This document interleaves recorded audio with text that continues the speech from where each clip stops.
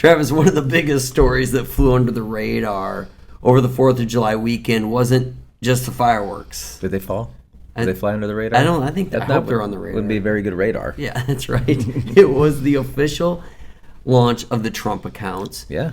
While legislation creating the accounts passed last year, it's July 4th of 2026, this last weekend, was the day families could actually begin opening and funding those accounts.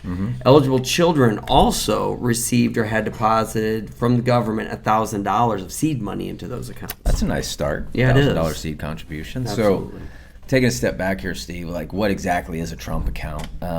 Think of it as a government-created investment account for children under the age of 18. Yeah. It's designed to encourage long-term investing from an early age. Now, the account's going to be owned by the child. It's going to be managed by the parent or guardian until adulthood and is invested in a diversified, low-cost U.S. stock fund to start. Yeah. And so if the child is born between July 1st of 2025 and December 31st of 2028, they're eligible for a one-time $1,000 contribution from the U.S. Treasury once the account is established. Makes you want to maybe have more kids? I don't know if that's going to pay for it. No, absolutely not. So after the $1,000 contribution, Steve, I mean, parents, grandparents, and family members, and even, I think this is going to be a big one as we move through this, employers can contribute up to $5,000 per year to these Trump accounts. And the idea is simple. I mean, let's start investing as early as possible and let compound growth do its work over the next 18 years and, even beyond. That's so true. And another important point is, how is the money invested?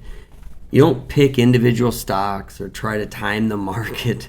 The default investment is a low-cost S&P 500 index ETF managed by State Street.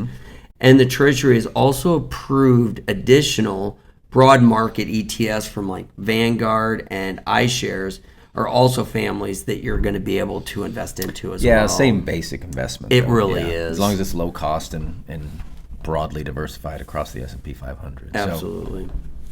And I think that's one of the strengths of the program here, Steve, is instead of encouraging speculation, especially in today's world where we've seen investment become gamified, on your phone and, people getting really speculative. I mean, it's going to encourage broad diversification and long-term ownership of American businesses, which is a good habit to start early. Yeah, that gamified Robinhood did a good job. Yeah, Robinhood did a good job.